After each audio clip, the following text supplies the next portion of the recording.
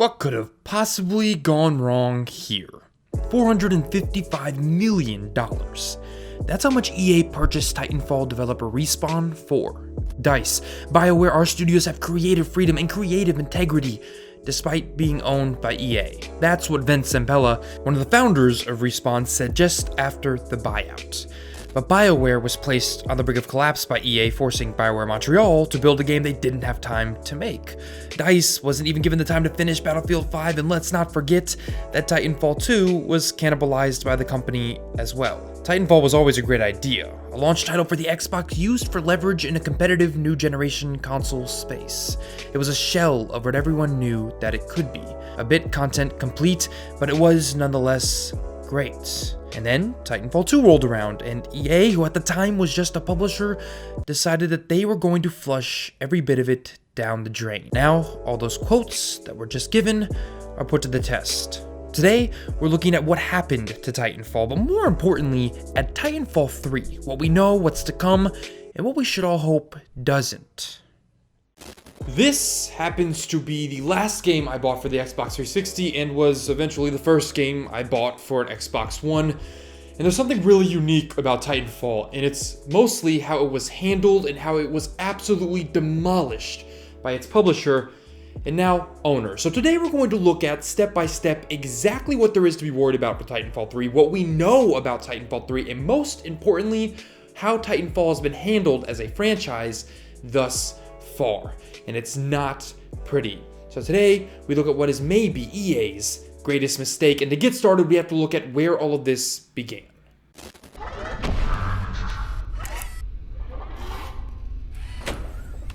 Sorry, Your Grace. Beat me until you're happy. He's happy, and I'm not feeling too bad myself.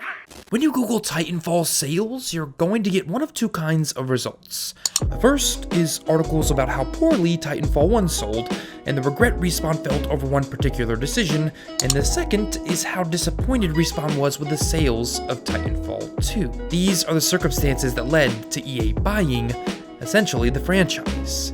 Titanfall was a Microsoft exclusive. It was the marquee title that topped off and ended Microsoft's original Xbox One reveal. Titanfall was the exclusive that was going to soften the blow that Microsoft's PR was handing the system. And then it didn't at all. So as Titanfall 2 rolled around, well, a problem already existed. Respawn publicly admitted to regretting the exclusivity deal. Why? Microsoft marketed Titanfall so heavily and attached the brand to their system so ubiquitously that Titanfall 2 was ignored throughout development and into its release marketing by a majority of gamers. Same thing is already happening with Titanfall 3, as they assume, like some still do, even in my comments, that it's a Microsoft exclusive. Problem 1 was just the beginning. The beta finally hit for Titanfall 2, and Problem 2 was devastating for the franchise. It was maybe the worst beta this gen. This is step 2 of context of how we got where we are today. It put the game's worst foot forward with 2 maps that presented the worst of the game for all to see. Movement was too slow for the now larger maps, and far slower than the original. Guns felt sluggish. They even changed how often and how you earned a Titan. Removing passive gains, essentially, the game was a drastic step backward. The idea, make movement slower to make it easier for all players to play and for gunplay to be easier for all. Bad idea. The PR on the game was immediately trending negative, and then one last problem hit. Thankfully, Respawn fixed the movement and gun systems of Titanfall 2 before launch. Dramatically, actually, but there was a bigger Thanos-sized problem looming. A problem that to some actually sounds like a conspiracy theory. See, the first reason we should be concerned about Titanfall 3, now that we have a bit of context, is what EA did to Titanfall next. It's the very thing that likely ended up allowing them to purchase Respawn in its entirety. They set up a video game infinity gauntlet like gaming has really never seen, but they failed to put the glove on.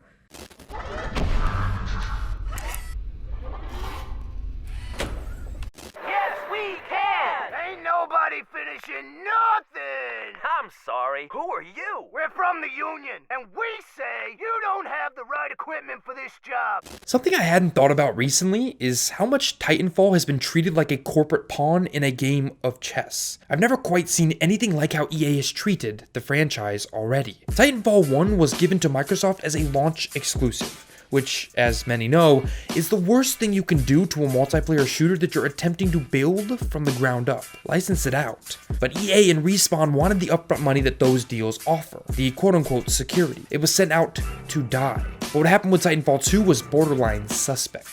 See, EA was only the publisher of Titanfall at the time of Titanfall 2, essentially the salesman. They didn't own Respawn or Titanfall, so you'd think they'd want to do their only real job, sell the game. You'd be wrong. Instead, they used Titanfall 2 as a tool to attempt to hurt a rival. EA drastically overprioritized their own franchise over Titanfall and used it to boost it. October 21st saw the launch of EA's own Battlefield 1. 2 weeks later, on the dot, November 4th, we got Call of Duty Infinite Warfare. So, if you had to pick one week to avoid releasing your game in, what week would that be? Maybe the week in between those two shooters? EA didn't care. They believed and said that Titanfall 2 would eat into the sales of COD, and by launching Battlefield along with it, they could damage the market share of Activision. Titanfall 2 was Battlefield's sacrificial lamb. By sending Titanfall 2 out to die, in the very week right in between Battlefield 1 and Infinite Warfare's release dates, that failure put Respawn in a position where selling made more sense, and EA could buy for much cheaper, giving the negotiation leverage of an underperforming franchise. They put Respawn in a no-win position, and it's hard to believe it was accidental. EA's excuse? According to them, there were three types of gamers. Gamers who buy modern shooters, COD, gamers who play Battlefield, and gamers who want something different. They believed Titanfall sales wouldn't be affected by launching between these two giants. That, my friends, is what's called a lie. The sales showed. Titanfall 2 sales did not meet expectations, so why did EA even want the franchise at all at this point?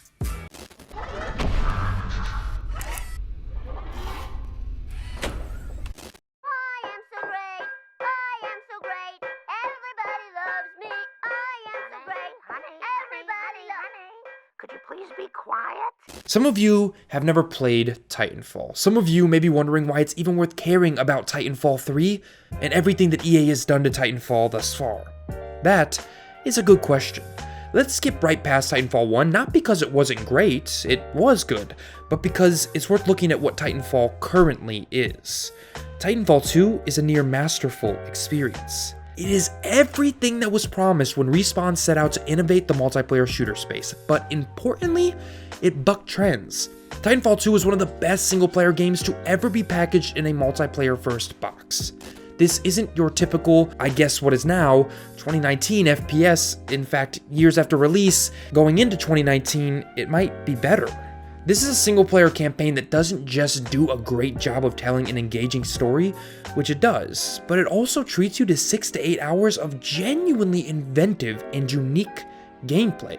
Whether you're going back and forth between future and past on a level, or platforming on the smoothest level design possible, the game had heart, and isn't just a marketing checkbox there to sell copies. But once you get to multiplayer, well, there's where you're going to get something truly special. And this is what EA has had a habit of destroying with IPs they buy. Titanfall 3 should be what Titanfall 2 was.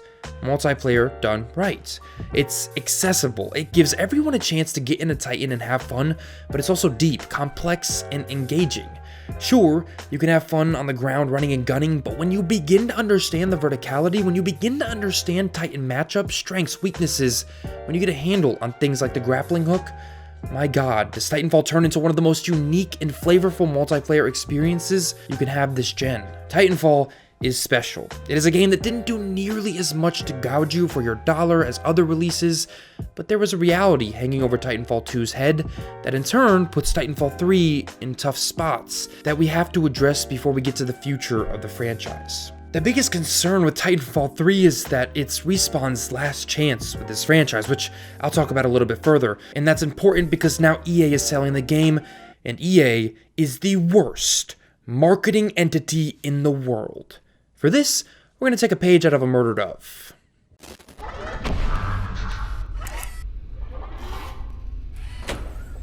are they selling? Chocolates! What?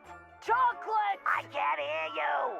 They're selling chocolates! They're selling chocolate. Yeah! The tools EA used to get people excited about purchasing Titanfall 2 were failures at best. You would assume a company of the size and breadth of EA would know how to market their products, right?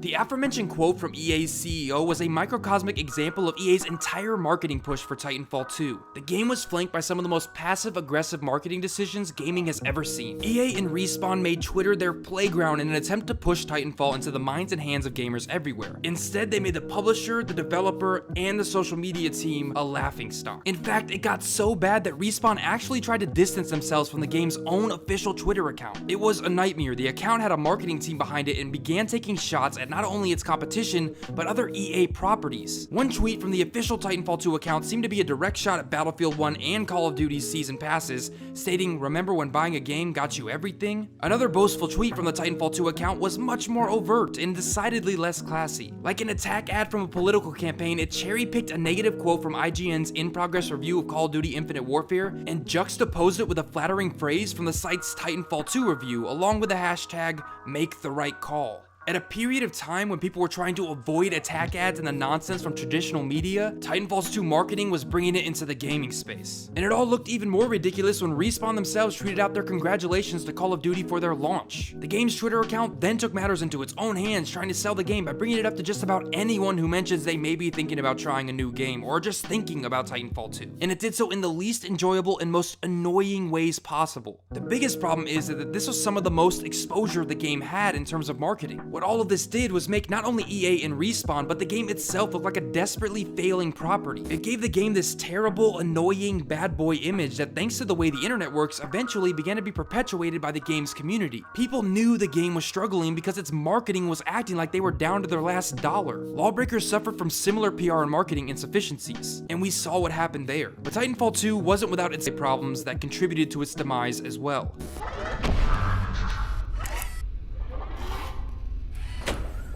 Searching his soul is one thing, but taking his soul will allow you to live forever. Titanfall 3 was confirmed as in development quite a while ago. Since then, quite a few rumors have flown across the web, the most recent of which being by far the most believable. The Titanfall 3 would launch holiday of 2019 and be revealed sometime around or before E3. This is unsurprising. What's worth being hopeful for is being surprised. Titanfall 2 was not owned by EA, it was published by them, which gave most of the creative control, well, at least enough of it, to Respawn. That will likely change. Well, that much is almost a guarantee.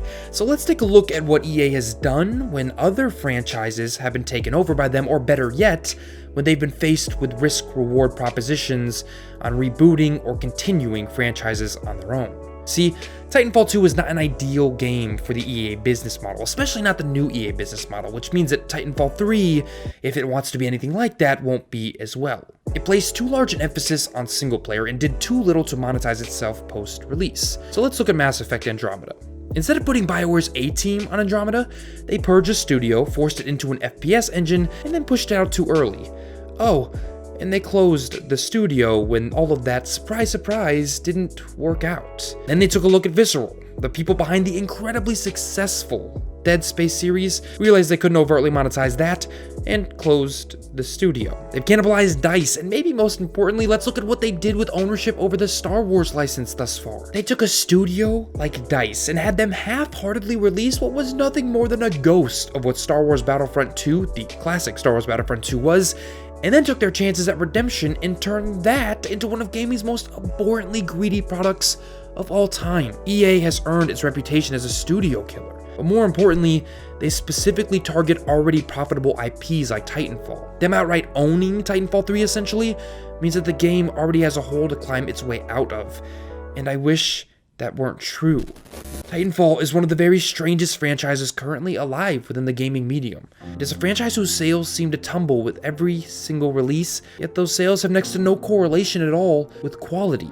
It's a AAA franchise that is published by one of the largest publishers in the world and still can't compete with its own in-house competition from a sheer numbers perspective, and it's probably better. Titanfall is an anomaly. It isn't because Titanfall doesn't have mass appeal. It's not because the game isn't worthy of high sales numbers. Instead, it's because of a simple reality. From its very inception, the franchise was used. It's been taken advantage of time and again, placed as a pawn to boost a system, used as a means to an end in an effort to damage the sales of a competitor. Titanfall has never been given the chance to just exist. Exist is an incredible feat of creativity in a shooter space that has all but been sapped dry of it. Exist as a package of content that never wavers in quality no matter how you choose to engage with it, and yet it's hard to imagine a future where a new release doesn't fall victim to the very same fate as so many other EA franchises. The problem is, Titanfall 3 is likely make or break for the franchise and the studio. A franchise that should have never been put in this position in the first place. So I find myself in a familiar position, winding down a piece where I make a plea directly to a brick wall. This one is a bit more personal. I love Titanfall, but what's very abundantly clear is that you, EA, don't. So let the people that do make the decisions. Let Respawn decide what's best for their game. Let them decide when their game is done. Allow someone to give a shit. At some point, you're going to run out of franchises and studios to kill. Don't make Titanfall 3 the next step towards that apocalyptic reality.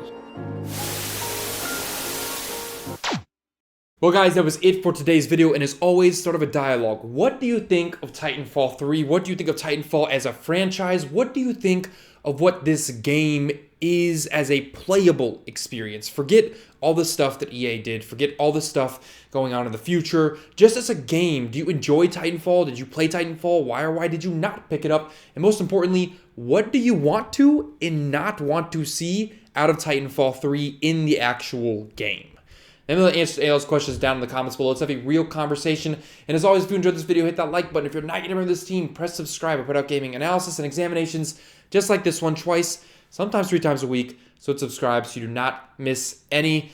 Couple quick updates, but first, I want to make sure that you guys know that my Twitter handle will be in the top pinned comment down below. You can follow me there to get an idea of what games I'm playing, find out what I'm going to be playing in the future, what games are coming to the channel next, and more importantly, participate in polls so that I know what games you guys want to see come to the channel next. So follow me on that Twitter handle down below. It'll be in that pinned comment. If you click read more, it'll be right there. As well as these following announcements. The first announcement is, yes, it is affirmed, GameStop Stories will be a series moving forward on this channel. I will be making more talking about my time as an employee at GameStop. So look forward to those to kind of supplement these more scripted analytical looks at games. As well as another announcement, which is the podcast is coming very, very, very soon. I have had stuff to figure out. Everybody else is ready. It's been me lagging behind. But that is coming as well. And even more importantly, I have a couple other new series coming to the channel that I'm really excited to talk about. But I'm also really excited to talk about what's coming in January and later in January with Kingdom Hearts. So there's a lot of good stuff coming to the channel, guys. I just want to say, it's been an incredible month for this channel and this community. And I know I say thank you a lot, especially recently, but I can't thank you enough for the support you guys have shown me in this channel. We have built a community together. I know YouTubers say this all the time, but there's real validity to it and there's real truth to it. I am nothing without you guys. And so I just can't thank you guys enough. And as always, if you didn't enjoy this video,